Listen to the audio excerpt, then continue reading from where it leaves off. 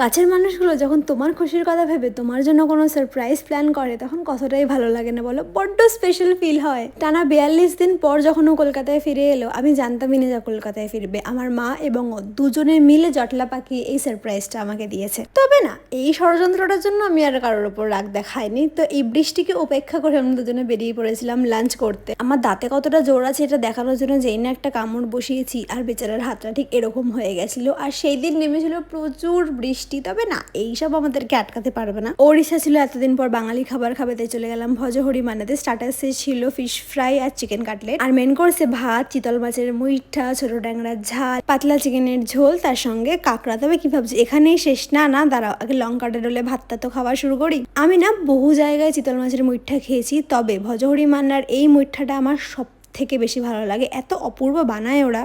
এরপর পাতে পড়ে গেল কই মাছের ঝাল। ক্যামেরা একদম জাস্টিস করছে না কই মাছের সাইজটাকে, ভীষণ বড় ছিল। এই দিনের পরবর্তী অংশটা নেক্সট ভিডিওতে শেয়ার করছি। তো চলো।